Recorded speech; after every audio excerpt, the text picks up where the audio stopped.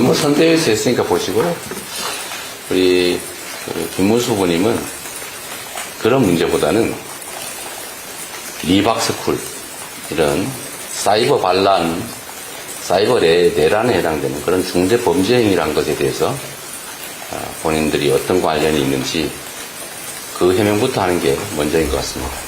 후보님 안녕하세요. 사회내셔널스 신지원기자라고 합니다. 먼저 그동안 고강도의 선거 유세 일정 다니느라 정말 너무 많으셨던 말씀 우선드리고 싶고요. 전국 방방곡곡 돌아다니셨는데 마지막 유세 날인 만큼 소회 한 말씀 부탁드립니다.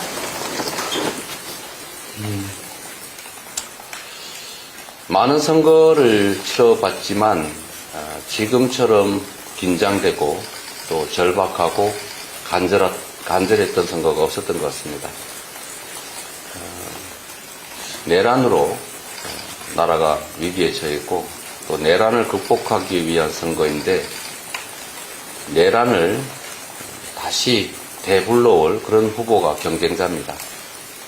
또 윤석열 아바타 정광훈의 꼭두각시라고 볼 수밖에 없는 김문수 후보가 내란 수계의 윤석열의 지지와 응원을 받으면서 선거운동을 하고 있습니다.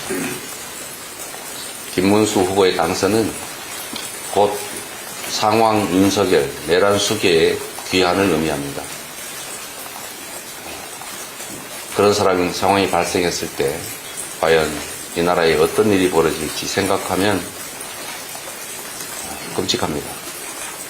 국민 여러분께서도 이 엄중함을 꼭 인식해 주시고 한 표라도 반드시 이겨야 된다.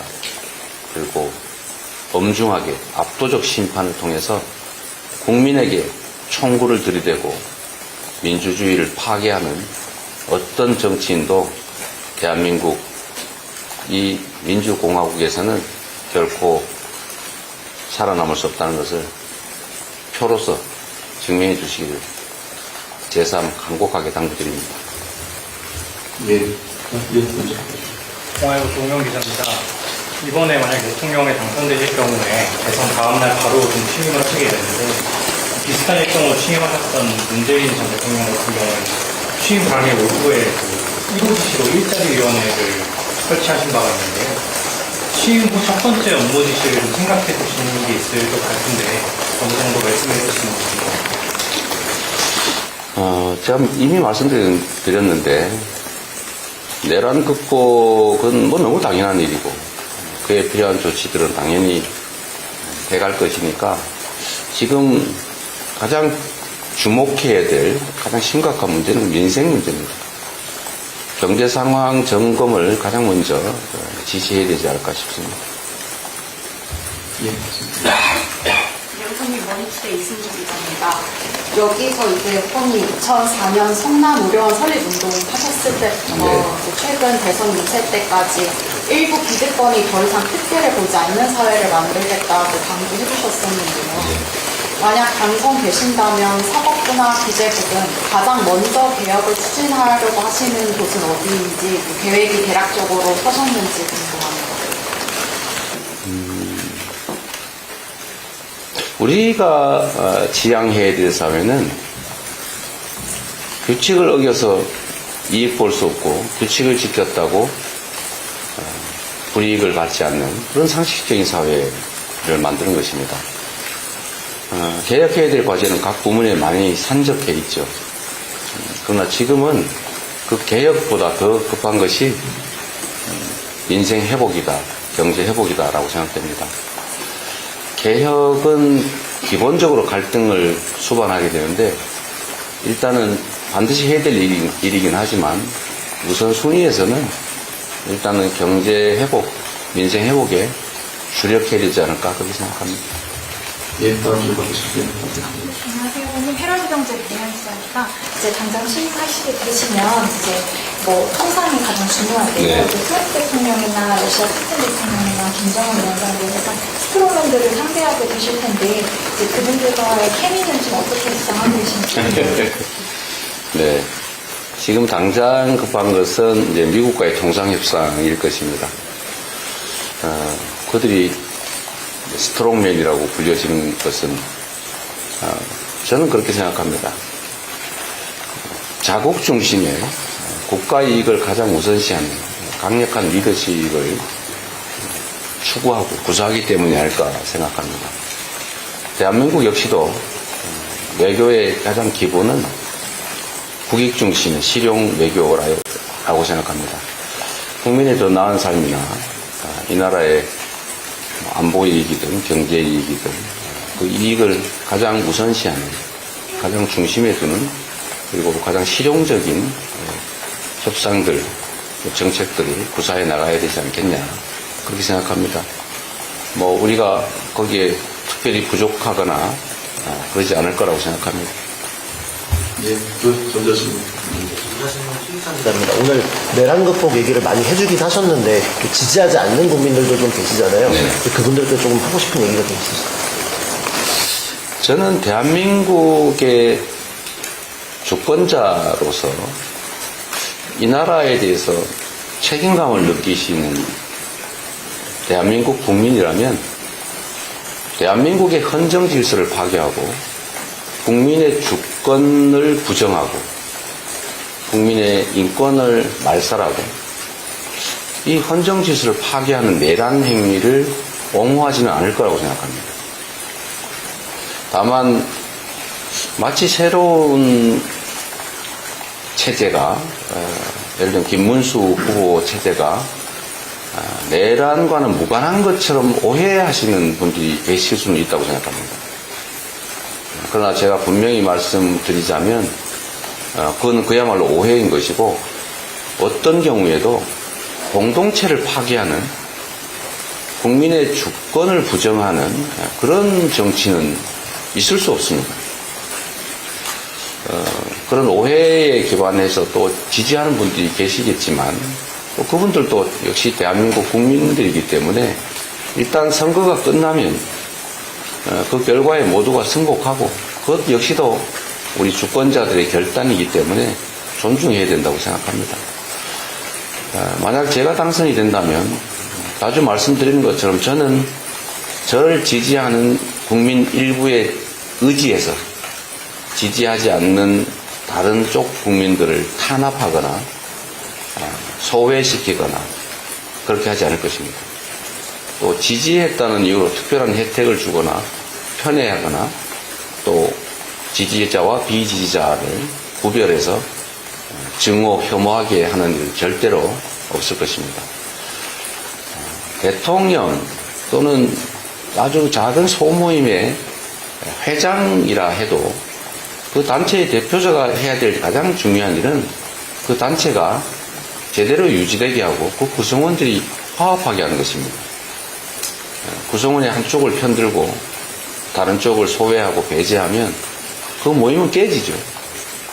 그래서 국가 공동체에 있어서도 정치적 입장의 차이, 누구를 지지했느냐의 차이에 따라서 구분해서는 안 됩니다. 그건 경쟁의 한 과정일 뿐이죠. 일부를 대표해서 전체를 대표하게 된다면 그 대표하게 된 순간부터는 전체를 대표해야죠. 그래서 우리가 대통령이라고 하지 않습니까? 통합은 그냥 주장하는 구두선이 아니라 대통령의 제1의 책무입니다. 국민을 통합해야 힘을 모아서 우리 공동체의 과제들을 조금이나마 개선할 수 있죠.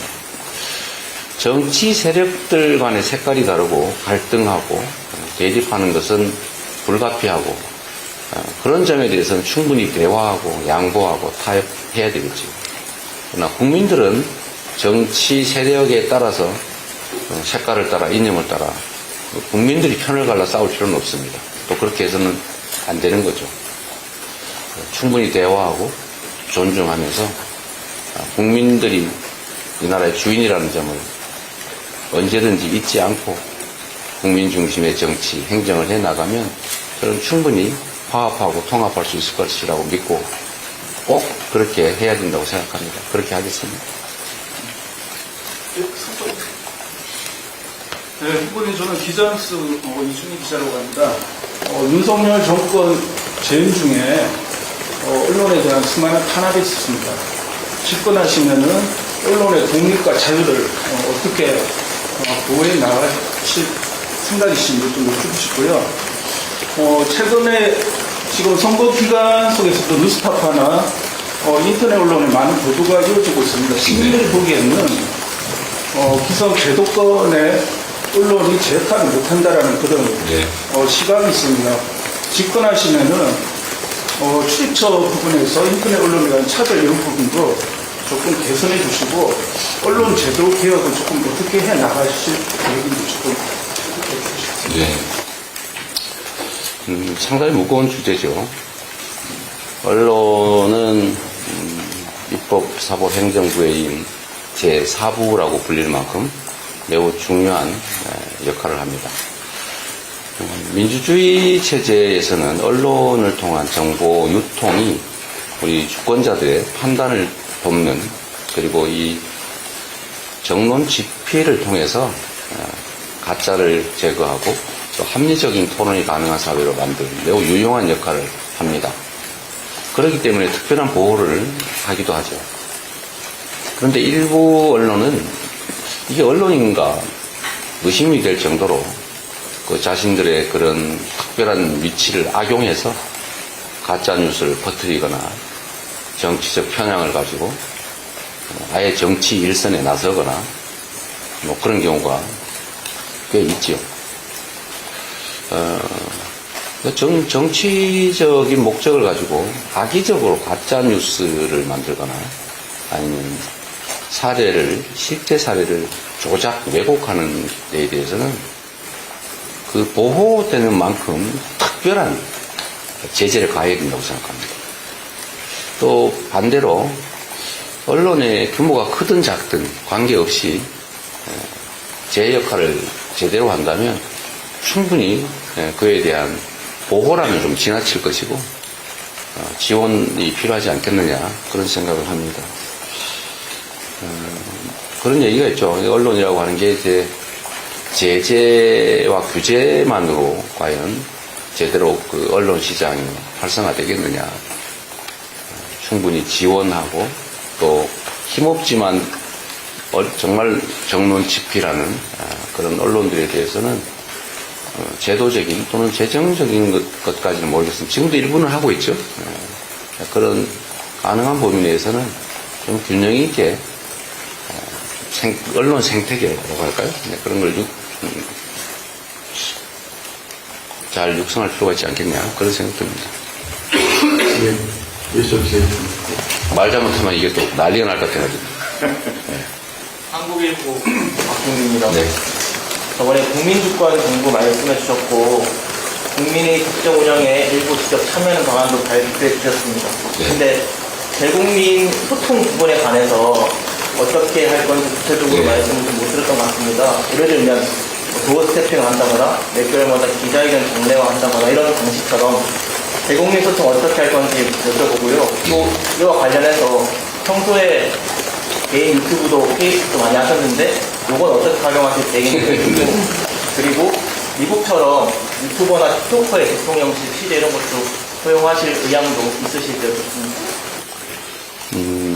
유튜버를 취재를 허용하게 할 것이냐 약간 어폐가 있는 발언 같아요. 취재라는 언론이 하는 거 아닌가요? 그래서 유튜버가 아니라 1인 미디어 중에 예를 들면 책임성 있는 그런 언론들에 대해서는 당연히 같은 기회를 줘야 되겠다고 생각합니다. 그리고 요즘은 꼭 특정 공간이 필요한 것도 아니어서 숫자 때문에 제한을 하거나 그런 필요는 없을 것 같아요. 뭐 전에도 우리가 인터넷으로 코로나 때는 기자회견도 많이 했는데 어렵지 않을 것 같고요. 현대 정보통신수단을 활용하면 굳이 언론들을 소규모로 제한할 필요는 없겠다. 그런 생각을 기본적으로 가지고 있습니다. 상황을 봐서 또 어떻게 될지 모르겠지만요. 소통 문제는 우려하지 않으셔도 됩니다. 제가 너무 이 소통을 즐긴다고 그럴까? 너무 지금 많이 쓰는 바람에 SNS 지금 관리권을 뺏겼는데 제가 지금 유튜브만 빼고 나머지는 다 관리권을 뺏겨서 제 마음대로 지금 못 쓰고 있어요. 근데 선거를 하는 우리 캠프 입장에서는 위험성을 좀 제거해야 되겠다. 그래서 제가 동의했는데, 저는 도어 스태핑 이런 방식이 타당한지 잘 모르겠어요. 그건 고려해 봐야 되겠습니다. 근데 우리가 뭘 숨기기 위해서 접촉을 제한하는 건 옳지 않을 것 같고, 뭐 정기적인 기자 간담회들. 저는 여러분들이 직접 겪어보시기도 하지만, 저는 뭐 이런 질의응답 많이 할수록 좋다고 생각해요. 제한할 필요도 없고. 또 요즘은 이런 기자회견이나 이런 기자간담회를 전부 생중계를 해서 우리 국민들이 다 직접 보시기 때문에 저는 많이 할수록 좋다고 생각해요. 근데 과거에는 이게 반드시 이제 언론사의 데스킹을 통해서 정보가 전달되는 바람에 일종의 왜곡도 일어나고 또 게이트 키핑 때문에 차단되기도 하고 또 이런 부작용이 발생해서 또 실제로 언론 권력이 과도하게 커지기도 하고 그런데 지금은 이제 이렇게 지금도 여러분 많이 직접 보실 텐데 이런 세상이 됐기 때문에 이런 국민과의 직접 소통의 기회는 많이 늘릴수록 좋겠다는 생각을 합니다. 다만 그것도 좀 준비를 해서 해야지 지나가다가 만나가지고 갑자기 잃어버리면 이게 뭐 개인 사업하는 개인 같으면 뭐 이런 거 상관없어요. 그러나 이건 5,200만 원의 운명이 달린 그 중대한 국정을 말하는 것이기 때문에 영향이 너무 커서 좀 간담회를 하더라도 좀 마음의 준비도 좀 하고 또 자료 준비도 좀 하고 주제도 정하고 좀 그럴 필요가 있지 않을까 생각해요. 지나가다 갑자기 만나가지고 버스 앞에서 만나가지고 물어본다고 갑자기 얘기했더니 사고 나잖아요. 근데 그것도 국민에 대한 예의는 아니다. 그래도 또 필요할 수도 있을지 모르겠어요. 뭐 긴급하긴 할 수도 있겠죠. 또 긴급하게 여러분들이 물어볼 사항도 있을 테고 그런 상황이 되면 또 필요하면 또 하고 그래서 다양하게 현장의 필요를 감안해서 다양하게 하도록 하겠습니다. 중요한 건 어쨌든 저는 국민의 집단 지성을 믿는 사람이고 저는 제도 언론이든 아니면 제도 정치든 인맥, 학맥, 연고 이런 것들의 혜택을 보기보다는 그로부터는 사실 많은 불이익을 당한 입장이고 그 어려운 정치 환경을 우리 국민들과 직접 소통하면서 우리 국민들의 직접적인 지지, 격려 때문에 이 자리까지 왔다고 생각합니다. 저는 국민 속에서 호흡하지 않으면 질식할 수밖에 없는 그런 좀 특이한 색다른 정치 존재라고 생각하기 때문에 앞으로도 제가 살아남기 위해서라도 국민과 더 많이 직접 소통하려고 합니다. 예, 저쪽에 질문하십시오. 패션 박자연입니다. 오늘 부모님께서 이제 마지막 날 이곳에서 대국민회견하는 것으로 부모님 소식을 좀 기억하면서 전환하고 수정 생산을 위한 정치를 하겠다는 의지 표명으로 가게 되는지 또 그리고 아침 방송 연설에서 이재명의 민주당 정부라고 말씀하셨는데 만약 당선되실 경우 당선 관계의 균형은 또 어떻게 가져오실지 궁금합니다. 네, 오늘 여기서 기자회견을 하는 것은 말씀하신 것처럼 제가 처음 정치를 결심할 때 그 초심을 다시 한번 되새겨 보고자 하고 또 그 제가 첫 정치를 결심할 때의 이 상황을 우리 국민들께 보여드리면서 저의 진심을 진지하게 좀 전달하고자 한 것입니다. 많은 분들이 알아주고 계시지만 제가 두 번째 전과가 생긴 게 바로 이 시립의료원 설립운동이죠. 첫 번째 파크뷰 특혜 분양 사건, 백궁정자 지역 용도 변경 반대 운동을 하다가 어쨌든 PD가 취재하는 것을 옆에서 도와준 과정에서 PD가 검사를 사칭한 전화를 했고 저는 그걸 도와줬다는 혐의로 어쨌든 한번 또 처벌을 구속까지 됐던 적이 있는데 두 번째로 이제 지역에 지금 바로 옆에 보셨을 겁니다. 성남 시립의료원 공공의료원을 우리 시민들의 손으로 직접 만들자라는 시민운동이 있었고 거기에 제가 공동대표로 또 함께 하다가 시립의료원 설립 조례를 시의회에서 47초 만에 날치기로 폐기하는 상황에서 우리 방청했던 시민들이 항의했고, 또 제가 그 대표로 저도 고함도 지르고 함께 했기 때문에 특수공무집행 방해, 무슨 공용물 손상 뭐 이런 걸로 또 일부 우리 주민들이 구속됐고, 또 저도 구속될 위기여서 이제 두 번째 또 구속될 수는 없기 때문에 어쨌든 상황 설명도 좀 할 겸 상황이 정리되기를 기다리면서 이 교회 지하실에 기도실에 우리 이해양 목사님, 존경하는 이해양 목사님한테 양해를 얻어서 지하 한 평쯤 되나요? 기도실에 제가 꽤 오래 머물렀습니다. 그때가 3월 25일 정도부터 아마 그랬던 것 같은데, 시청, 지금은 다 철거했습니다만, 시청 담에 노랗게 개나리꽃이 정말 만개했는데, 그걸 보면서 제가 갇혀있는 제 심정이 참 묘했습니다. 그러면서 3월 28일 오후 5시에 초밥을 사가지고 왔던 우리 보건의료노조, 같이 시립의료원 설립운동을 했던 보건의료노조 간부, 그분과 저녁을 먹다가 그리 부여잡고 통곡을 하다가 우리 손으로 직접 시립의료원을 만들자. 우리가 시장을 하자. 시장에 당선돼서 우리 손으로 시립의료원을 만들자. 이렇게 마음먹어서 정치를 시작했습니다. 저의 정치의 첫 출발지이기도 하고, 제가 정치가 무엇인지, 그때는 뭐 정치는 꿈에도 생각하지 않고 살았는데, 정치라고 하는 게 얼마나 중요한지, 또 그 정치를 통해서 우리 국민들에게, 또 성남 시민들에게 건강한 삶을 보장해 주는 게 바로 정치 아니겠느냐, 그런 생각을 했었습니다. 그런 마음을 한시도 잊어본 일이 없습니다. 제가 국정을 하게 되더라도 국가의 존재 이유는 국민을 안전하게, 건강하게, 행복하게 살 수 있게 하는 것이다 라는 점을 잊지 않을 것입니다.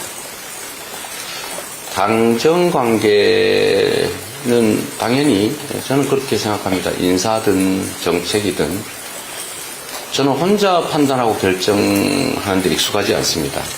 일부에서는 제가 일단 결정하고 난 다음에 집행할 때 속도가 너무 빠르기 때문에 결정도 그렇게 혼자 독단적으로 빠르게 혹시 졸속을 하지 않냐 이런 걱정을 하시는데, 우리 강유정 의원도 옆에서 보셔서 알지만 저는 결정 과정은 매우 거의 결정 장애까지는 아니지만 매우 신중하게 많은 분들의 의견을 듣습니다. 인사도 정책도 방침도 그렇게 하죠. 당정 관계는 수평적으로 진지하게 일상적으로 해나갈 생각입니다. 그 많은 사람들의 좋은 의견들, 경험들을 나누는 게 국정의 실패 가능성, 실수 가능성을 줄이는 일이죠. 최대한 협의하고 또 당의 의견을 존중하고 가능하면 당의 자원을 최대한 국정에 함께 쓸 생각입니다. 예, 이빌리 김세윤 기자입니다. 골목골목 경선서부터 공식 선거운동까지 한 달이 넘는 기간 동안 되게 많은 고생을 하셨는데요.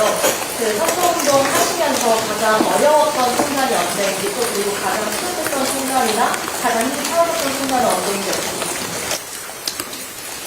선거운동은 조금 전에도 말씀드렸지만 다른 어떤 선거보다도 의미가 중대하고, 또 선거 결과에 따라서 이 나라의 운명이 결정나는 그런 선거라고 생각하니까 매 순간순간 긴장되고 또 절박하고, 또 우리 국민들께 죄송하고, 또 현장에 상상 이상으로 많이 와주시는 우리 국민들을 뵈면 죄송하고 그런 생각이 많이 들었습니다. 가장 기억나는 장면이라면 역시 제가 호남 이순신 루트를 따라서 경남, 전남 이 도시들을 순회할 때 호남 지역에 갔을 때 하필이면 그날 비가 많이 내렸습니다. 곡성, 순천, 여수 이렇게 비가 많이 내렸는데 제가 두 번째 곡성에도 비가 많이 내렸는데 순천에 갔을 때 그 수없이 많은 사람들이 그 장대비를 맞으면서 그냥 쫄딱 맞고 오고 있더라고요. 일부는 우산을 쓰고 계신데 우산을 쓰면 또 옆 사람도 그 비를 다 맞지 않습니까? 그러니까 다들 우산을 내려버리더라고요. 아예 그냥 우산을 쓰지 않고 그냥 온몸으로 비를 맞고 계신데 이렇게 안경에 막 비가 떨어지니까 안 보이니까 안경을 이렇게 물을 막 밀어내면서 무슨 인도 그릇처럼 손으로 막 밀어내면서 이렇게 서 계신 장면들을 보니까 너무 죄송했습니다. 근데 하필이면 또 저는 이렇게 위에 차의 윙 때문에 비가 안 맞으니까 저만 이렇게 또 약간 높은 자리에서 비도 안 맞고 그 비 맞는 그 수없이 많은 사람들을 이렇게 보고 연설을 하려니까 너무 그 자체도 또 죄송하고 또 3년 전에 우리가 좀 더 준비를 잘했더라면 제가 부족함을 좀 더 그때 많이 더 채웠더라면 뭐 지는 것은 지더라도 이렇게 많은 사람들 고통스럽게 하지 않았을 텐데 하는 그런 자책감도 생기고 정말 다시는 우리 국민들께서 이런 장대비를 맞으면서 이렇게 고통스러운 현장에 서 있게 하지 말아야 되겠다. 그런 생각이 아주 너무 절실하게 들었죠. 뭐 그때는 잊지 않으려고 노력하고 또 정말 잊을 수 없는 그런 장면이었던 것 같습니다. 가끔씩 뭐 행복한 장면이랄까 뭐 그런 거는 이런 건 있죠. 저는 아이들을 보면 너무 행복해요. 아이들 어쨌든 객관적으로 매우 엄혹한 상황이고 위기 국면이기도 한데 우리 어린이들 정말 해맑게 즐겁게 그 어른들의 이런 어쩌면은 정말 위중한 전쟁 같은 정치 현장에 와서도 저기 밝게 해맑게 노는 것들을 보면 그냥 그 보는 것만으로도 행복했습니다. 네. 이제 뭐 요 정도로 한 번만 더 마무리하고. 그거 왜 그러세요? 좀 하게 놔두세요. 30분에 나가셔야 돼요. 네, MBC. 네. 제가 말을 너무 많이 했으니까 좀 기회를 더 드리세요. 네. 오늘 국회 현장에서도 국민의힘에서는 지문 모자스 관련해서 민주당에서 갑자기 기사단을 하는 거에 대해서 해명을 내놔라 이렇게 말을 하고 있고 이준석 후보도 방금 이재명 후보 민심이 추락하는 핵심이었던 거 아니냐 좀 공격적인 발언들을 하고 있는데 여기에 대해서 두 후보가 직접 해명을 해달라는 네. 뭐 선대위에서 했으니까 보시고요. 우리 김문수 후보님은 그런 문제보다는 리박스쿨 이런 사이버 반란, 사이버 내란에 해당되는 그런 중대 범죄 행위란 것에 대해서 본인들이 어떤 관련이 있는지 그 해명부터 하는 게 먼저인 것 같습니다. 국가의 예산을 전용해서 어쩌면 국가의 권력을 일부 이용해서 이재명 나빠, 김문수 좋아 이런 댓글을 조직적으로 쓰고 국민 여론을 조작해서 민주주의 과정 자체를 또 파괴하려고 하는 사이버 내란 행위에 대해서 정말 책임 있는 답변을 하는 게 먼저가 아닐까 그런 생각이 듭니다. 지금 앞에 돼 있습니다. 한국경제신문 최혜련입니다. 후보님 이번 선대위에 정말 다양한 분들이 함께 해주셨는데요. 네. 그 후보님 그 시기에 좀 그 한 20일가량의 여정 좀 함께 하시니까 어떠셨는지 그리고 이후의 여정에서 이분들과 또 어떤 계획을 하고 계신지 궁금합니다. 우리 선대위는 어쨌든 통합의 가치를 높이 두고 많은 분들과 함께 하려고 노력했습니다. 우리 당내에서도 정말 이견 없이 작은 차이들을 넘어서 다 함께 해주셨고 또 당 외에서도 뭐 권오을 의원이든지 또는 뭐 정은경 위원장 같은 분들, 또 많은 분들이 함께 해주셨죠. 이석연 전 법제처장 같은 분들께서도, 뭐, 그 외에도 수없이 많은 분들 함께 해주셨는데, 이제 선대위 자체가 통합의 가능성과 통합의 가치를 보여줬다고 생각합니다. 앞으로 국정을 함에 있어서도 또 역할을 함께 나눠가면서 해야 되겠죠. 우리가 결국 국정은 국민이 부여한 권력을 사람들에게 나누어서 그 사람들이 결국은 집행을 하게 됩니다. 그런데 그 어떤 사람을 어떤 역할을 하게 할 것이냐의 제1의 기준은 국민에게 충직하냐라는 것입니다. 아무리 유능한들 그 권력을 사익을 위해서 자기 집단을 위해서 남용하면 안 똑똑하니만 못하죠. 그래서 국민에게 충직하고 또 거기다 유능하고 청렴하고 또 거기다 적정하게 뭐 지역이나 연령이나 뭐 성이나 이런 것들에 균형을 맞출 수 있는 요소가 된다면 더 낫겠죠. 그가 살아온 과정이나 가치나 이런 것들보다는 앞으로 그가 어떤 일을 할 수 있는지에 더 중점을 두려고 합니다. 그래서 무슨 배제 기준 이런 거는 이번에는 하지 않을 생각입니다. 수십 년 전에 뭔가 실수했다고 그걸 가지고 다 반성하고 새로운 삶 사는 사람들에게 기회를 완전히 박탈하는 거, 그거 결코 옳지 않다. 뭐 3, 40년 전 소년기에 잠시의 일탈을 가지고 지금 다 충분히 역량 가지고 일가를 이룬 유능한 사람인데 그 이후로 배제하면 국가적 손실 아니겠냐. 언제나 미래지향적으로 판단하려고 합니다. 예, 그러면 이제 마무리를 그때가 세 분만 하시죠 그냥. 예, 세 분이요. 네, 지금 더 이상 하지 말고. 여기 외신이 계신데요. 외신이 지금 여기 하고 저도 지금 질문 안 하시고 예, 예, 그럼 먼저 질문 하시죠. 홍콩 정황TV 기자 강희라고 합니다. 네. 이번 대선은 시간이 굉장히 짧았어요. 이 과정에서 아쉬움이 무엇인지 그거 말씀해주시고 외신으로서 이번 대선에서는 사실 외교 문제에 크게 다루지 않았어요. 근데 제 후보님이 친송 공격을 많이 받았어요. 그래서 중국에서 일부 네티즌들이 후보님이 당선되면 협력하자고 무려 잘하자고 하는 기대도 있어요. 그래서 당선하시게 되면 이 무역 부분에서 중국하고 협력 부분에서 어떻게 다루시는 건지 말씀해 주시면 감사합니다. 뭐 중국이든 일본이든 러시아든 미국이든 대한민국 입장에서는 다 외국이죠. 협력해야 될, 또 우호설린해야 될 그런 관계들이라고 생각합니다. 그러나 그 중에서도 우리는 한미동맹이라고 하는 외교의 가장 근간이 현실적으로 있고 매우 중요하게 평가되고 이 한미동맹은 앞으로도 확대 심화 발전시켜야 되는 그런 관계라고 생각합니다. 또 역시 세계 공급망 문제나 아니면 이념과 가치를 완전히 도외할 수 없기 때문에 또 한미일 협력 관계도 역시 매우 중요하게 고려하지 않을 수 없습니다. 그렇다고 해서 다른 국가들과의 관계를 뭐 적대화할 필요는 없죠.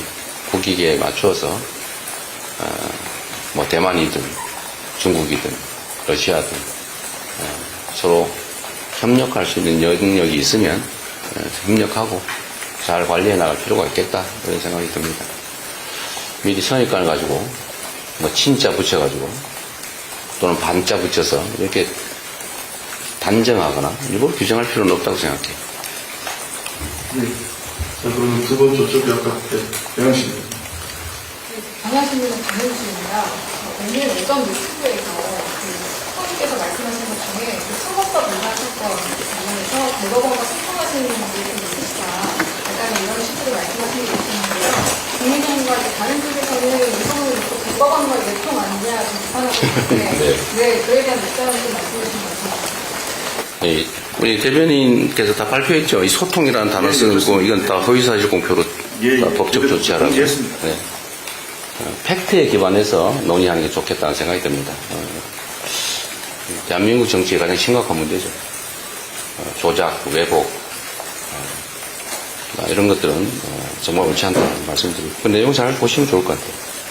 네. 마지막으로 조세훈 아주경제 중심이라고 합니다.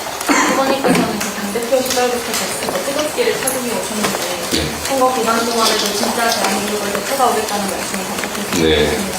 그럼 후보님께서 생각하시는 태극기의 의미가 무엇인지 궁금합니다. 네, 그 질문 정말 감사하게 생각합니다. 아무도 이때까지 물어주지 않았는데. 이 태극기가 사실은 오용됐습니다.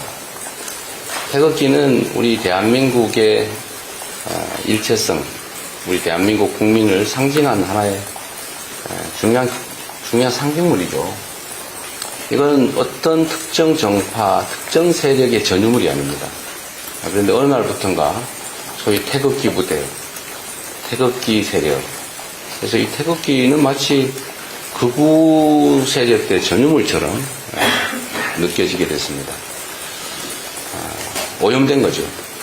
그래서 태극기를 제자리에 좀 찾아주자는 게 제 생각이었습니다. 저는 국회의원 당선된 후에 아직 국회의원 배지가 너무 무거워서 달지 못하고 있는데, 당 배지를 달다가 제가 이제 태극기로 이제 바꿨죠. 정치인이 해야 될 가장 중요한 역할은 역시 국민 통합입니다. 국민 통합의 가장 중요한 상징물 중에 하나가 애국가, 태극기, 국화, 이런 것들 아니겠습니까? 근데 이거는 가급적이면 오염시키지 말자라는 생각입니다. 한때 국가주의에 대한 이제 저항으로 태극기를 거부하는 그런 사회적 분위기도 잠시 있었죠. 그러나 이제 그런 시대도 지났고, 이제 정상적인, 이제 평상의 대한민국으로 되돌아가야 한다.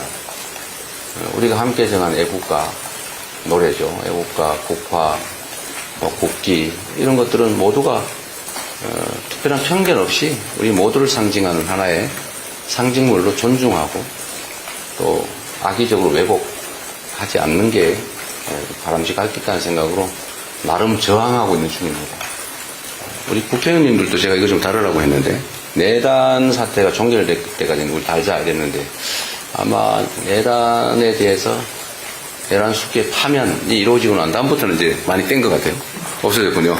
이렇게 잘하셨습니다. 저만 담으면 됩니다. 네. 요거까지만 하시죠. 네. 마지막 질문 하겠습니다. 네, MBS 장사입니다. 오늘 저녁 요새가 사실 이제 마지막 요새고 이번 선거에서 여사님의 역할이 굉장히 크셨는데 마지막에는 좀 깜짝 공방 요새를 하실 계획이 있으신지 좀 여쭤보고요. 또 오늘 후보께서 안규백 의원이 이제 국방장관을 맡아달라는 의사를 타진했다 이런 보도가 나왔는데 안규백 의원님이 아니더라도 혹시 의사를 타진한 분이 계신지 여쭤봅니다. 안규백 의원님이 그런 얘기 하셨어요? 보도가. 네, 아직은 인사에 대해서 구체적인 얘기들 하기는 아직 이런 상태죠. 지금은 제가 자주 이제 그런 얘기 할 때마다 이런 말씀을 드립니다. 전후 처리는 전쟁이 끝난 다음에. 지금은 국가 운명을 걸고 정말 대회전을 벌이고 있는 중이죠. 그런데 그 대회전이 끝난 다음에 어떻게 할지는 물론 고심을 하지 않을 수는 없지만 그런 것들을 구체적으로 논의하거나 이런 것들이 그리 바람직해 보이지는 않습니다.